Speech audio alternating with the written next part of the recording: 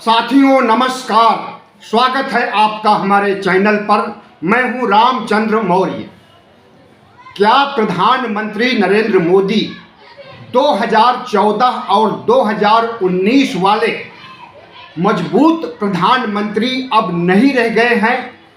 क्या प्रधानमंत्री नरेंद्र मोदी मनोवैज्ञानिक रूप से दबाव में आ गए हैं, हार मान चुके हैं?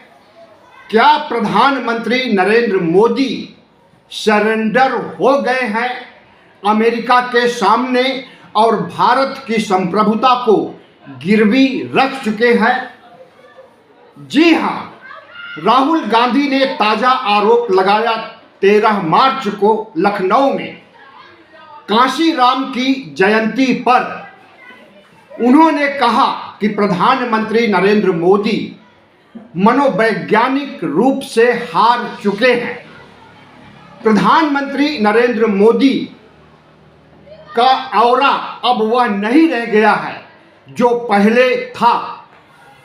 संसद में मैं उनके सामने बैठता हूं, मैंने महसूस किया है कि नरेंद्र मोदी का कॉन्फिडेंस चला गया है। जिस तरह से वह भाषण दिया करते थे, चीखते चिल्लाते थे और जिस तरह से कहते थे एक अकेला सब पर भारी, अब वह डर में तब्दील हो गया है। और यहाँ तक कि अगर कांग्रेस की महिला सांसदों से लोकसभा में डर जाते हैं और कुर्सी छोड़कर चले जाते हैं तो इसका सीधा सा अर्थ है कि नरेंद्र मोदी कहीं न कहीं अपना आत्मविश्वास खो चुके हैं। यह वही प्रधानमंत्री हैं जिन्होंने कांग्रेस मुक्त भारत का नारा दिया था। राहुल गांधी को निशाने पर लेने के लिए अपने आईटी सेल और गोदी मीडिया को काम पर लगा दिया था। राहुल गांधी को पप्पू साबित करने के लिए सैकड़ों करोड़ रुपए खर्च किए। राहुल गांधी का कद न बढ़ने देने के लिए, या यूं कहें कि राहुल गांधी का सियासी कद खत्म कर देने के लिए, जिसका खुलासा राहुल गांधी ने भारत जोड़ो यात्रा में किया था। तो एक तरफ राहुल गांधी का कद बढ़ रहा है, राहुल गांधी का कॉन्फिडेंस, सियासी वजूद, सियासी ऑरा बढ़ रहा है, तो दूसरी तरफ नरेंद्र मोदी का घट रहा है। राहुल गांधी क्यों कह रहे हैं कि मनोवैज्ञानिक रूप से नरेंद्र मोदी फ्लॉप हो चुके हैं, भारी दबाव में रहते हैं अमेरिका के शिकंजे में कस करके? तो इसका सीधा सा अर्थ है कि राहुल गांधी जो अक्सर कहा करते हैं नरेंद्र सरेंडर अमेरिका के सामने, उसी को वह दूसरे लफ्जों में अब कह रहे हैं कि नरेंद्र मोदी का आत्मविश्वास कम हो गया है और मनोवैज्ञानिक रूप से हार मान चुके हैं। अब वह एक प्रधानमंत्री की तरह नहीं बल्कि अमेरिका के पिछलग्गू के रूप में काम कर रहे हैं और जो कुछ ट्रंप कहते हैं आंख बंद करके नरेंद्र मोदी उस पर हस्ताक्षर कर देते हैं।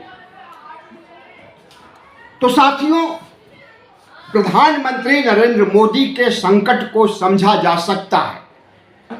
घरेलू संकट तो पहले से ही है, लेकिन जो अंतर्राष्ट्रीय संकट उत्पन्न हुआ है, खास करके अमेरिका ने उत्पन्न किया और इजरायल, ईरान और अमेरिका के युद्ध के बाद जो तबाही मची है तेल और गैस को लेकर के, तो नरेंद्र मोदी इजरायल, ईरान और अमेरिका के खिलाफ खड़े नहीं हो रहे हैं। और ईरान ने जो प्रतिबंध लगा दिया कि भारत में मुस्लिम देशों से तेल और गैस की सप्लाई बंद कर दी गई है और रास्ते अवरुद्ध कर दिए गए हैं, यातायात के।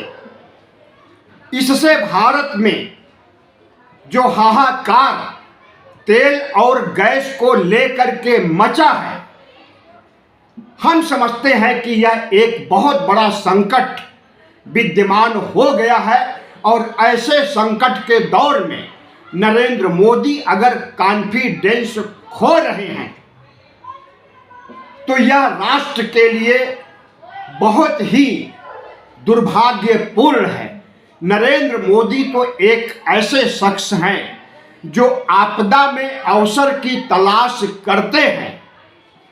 प्रधानमंत्री नरेंद्र मोदी जिस तरह से नोटबंदी लाते हैं और उससे अर्थव्यवस्था को नुकसान पहुंचता है, लेकिन उनकी सियासत को नुकसान नहीं पहुंचता है। इसी तरह से जीएसटी से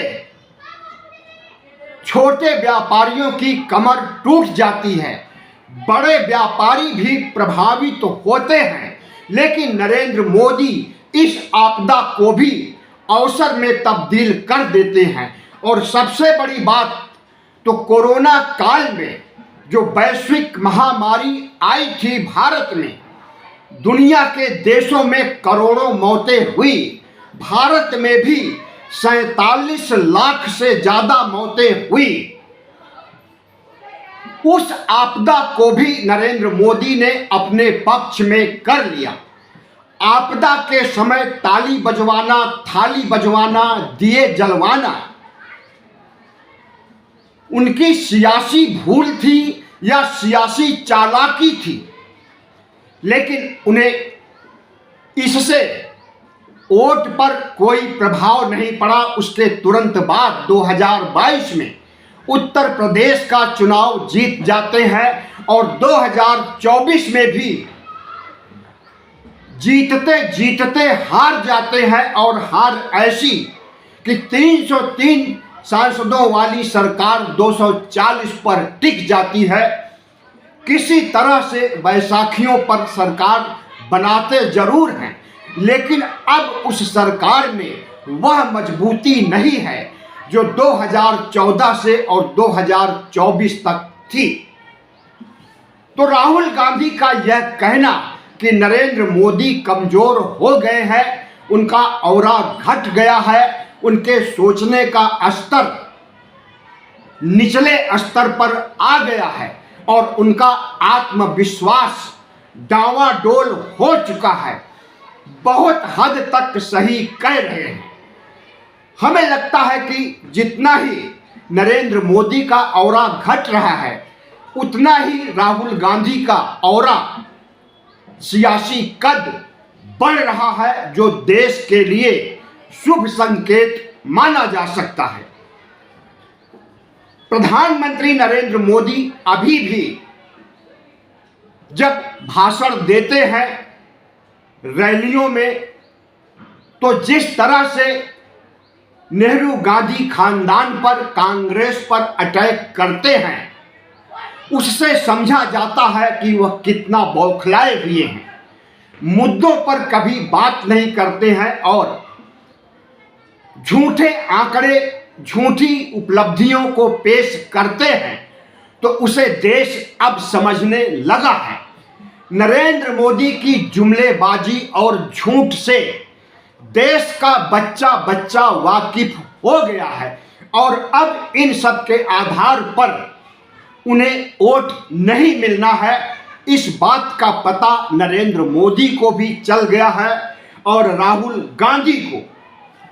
राहुल गांधी ने अनेकों बार नरेंद्र मोदी को चैलेंज किया कि आओ डिबेट कर लो, आमने सामने बैठकर बहस कर लो, अंग्रेजी में या हिंदी में, किसी भी भाषा में, किसी भी मुद्दे पर या सभी मुद्दों पर आ करके हमारे सामने बैठो। लेकिन उनके इस चैलेंज को नरेंद्र मोदी ने कभी कबूल नहीं किया और न कबूल करेंगे, क्योंकि नरेंद्र मोदी राहुल गांधी से, उनके कद से अब डरने लगे हैं।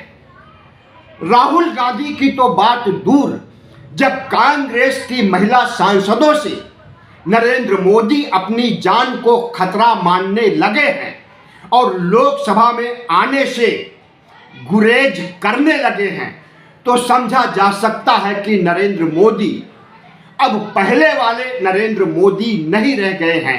उनके अंदर साहस की कमी हो गई है। उनके अंदर देश को समझने, मुद्दों को समझने और देश की ज़रूरतों को महसूस करने, उसे पूरा करने की क्षमता भी अब नहीं रह गई है। तो राहुल गांधी का यह कहना कि नरेंद्र मोदी मनोवैज्ञानिक रूप से खत्म हो गए हैं, बहुत हद तक सही कह रहे हैं। और जिस तरह से राहुल गांधी अब नरेंद्र मोदी, भारतीय जनता पार्टी और पूरे आरएसएस गिरोह को ललकारने लगे हैं, हमें लगता है कि अब राहुल गांधी का कॉन्फिडेंस वैसे ही बढ़ गया है जैसे नरेंद्र मोदी का कॉन्फिडेंस 2013 और 14 में बढ़ा था।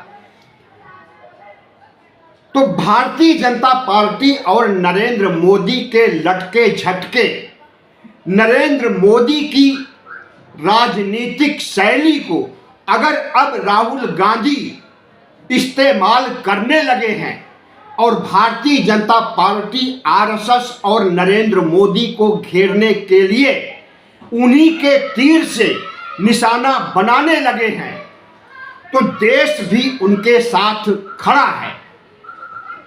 आपने देखा होगा कि सोशल मीडिया पर राहुल गांधी की लोकप्रियता पहले से कई गुना ज़्यादा बढ़ गई है और राहुल गांधी को फॉलो करने वाले, उनकी विचारधारा से सहमत होने वाले युवाओं और जेन जी के अंदर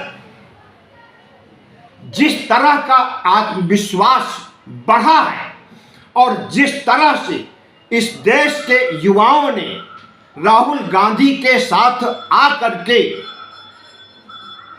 उन्हें आगे बढ़ने की नसीहत दी है, हमें लगता है कि राहुल गांधी अब रुकने वाले, झुकने वाले नहीं हैं। राहुल गांधी के खिलाफ आईटी सेल, गोदी मीडिया और आरएसएस के प्रचारकों का झूठा प्रचार अब काम नहीं कर रहा है।